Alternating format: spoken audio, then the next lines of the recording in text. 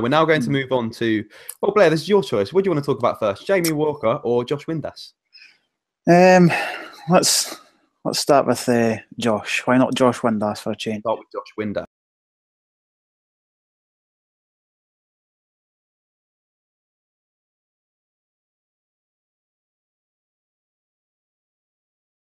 Sorry about that. Anyway, talking about Josh Windass then. Josh Windass, his performance recently, how does that make you feel in terms of your confidence in the player? I think he summed up quite well for himself. I think he was interviewed after the Sheffield Wednesday game, and he did say, play me the left-hand side midfield. I will perform, and I will produce goals and turn in good performances, as I did with my previous club at Accrington. So to sum up his performance against Sheffield Wednesday is like night and day compared to what we've seen of him last season. I think the first time we've seen him was against Motherwell in the League Cup group stages at the beginning of last season. And when he came on, I think everybody was like, this boy's got pace, run right in and cause trouble, havoc. And I think we've seen that old Josh Windass against Sheffield Wednesday. It's quite exciting to see. I mean, making the inward runs and then also delving outside, crossing the ball in, just getting in the right positions, and it obviously showed that for the goal, you know. But I think, again, he's playing with better players this season, so yeah, it's just a really good performance. I think you summed it up quite well. But one of the things that worries me about Josh Windass is we have seen him perform well, not once now, but multiple times. And I think, notably against Celtic when they beat us 5-1, he was our one stand-up player. But he does things that infuriate me, like posting about him saying throwback to what? Us losing 5-1. Yes, you played well that game. You were the stand-up player. We have given you good attention for that. Yeah. But please, please, please don't post things like throwback to us getting thrashed 5-1. It was the first time, that we played Celtic in the league for a very long time.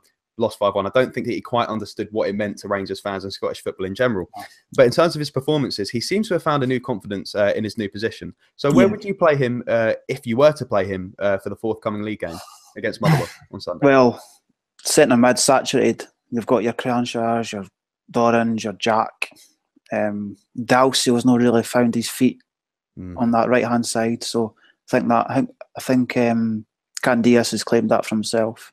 So that really only leaves the left hand side, and the two striker positions are filled. So definitely the left hand side where they did play against Wednesday, and if it's a bit more advanced. So he's sort of sitting in between midfield and attack. So possibly like an attacking winger where they can sort of just go into those spaces and pick out like I did against Sheffield and sort of find the holes between the outside of the box and stuff. I think that's where I would play him. I think he's right in what he's saying. I played there before I came here. This is the reason I was signed, is because I was playing in that position and turning in good performances.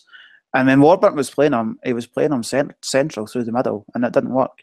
For whatever reason, right hand side, the central. Did you notice that when he was played on the central, he was drifting out to the wing anyway? Yeah, and I think that's mainly because, again, you can't really get the sort of direct running through the middle. It's quite hard, and you've also got so many bodies in there already. Trying to make a run is quite difficult. So I think staying out wide is definitely the answer for him, and I think that left hand side is his, and he can claim it as his spot in the team if he continues their sort of performances.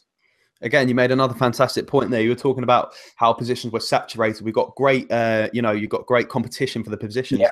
And that's the kind of thing that is going to bring the best out of someone like Josh Windass. Unfortunately, Warburton did have his friends, his mates in the team that he played. It did. I think Josh Windass was one of those. So I think with competition, Josh Windass can be pushed to be a good player. But one of the things that I did notice about Windass is a lot of fans don't like him because of his attitude. They say that his attitude stinks. What are your thoughts on this? I wouldn't say his attitude stinks. I think for the first season, I think I'd wear away on anyone with the amount of stick that, not unjustifiably, the Rangers fans stick from to the players, but his attitude, he's young, isn't he? He's really young. Like, he's not much older than me, to be honest, and I don't know really. His dad didn't help either. But I think he's going to mature under Caixinha. I think he's going to mature. I think he's going to get time under his belt, and he will start turning in performances. So, yeah, his dad, unfortunately, he's got Dean Windass. he's proved himself as a player, of course, back in his day, but he's got a bit of a big mouth. And what Blair was saying there was when Dean Windass said, build the team around my son, he's your best player. It's the kind of thing that's not going to help him out. Definitely. No, especially when he doesn't turn on a performance and everybody's like, well, he's not our best player. Exactly, yeah. And then all that, like Josh said that, not his dad, and then obviously suddenly everybody's turned against Josh. So, of course, guys, when you're watching this, make sure you like, subscribe, but above all, comment below. Let us know your opinions. If you think we're talking crap, tell us so and give your opinion. That's the most important thing about this video. So our general consensus about Josh Windass is we're looking forward to having him as a player this season. But before the past few games, that wasn't the case. So one of the best things about being a fan of football is when a player shocks you like this. And someone like Josh Windass, who's taken a bit of flack from the fans and he still wants to play for the club, that's something that, you know, it builds your reputation for them as a player.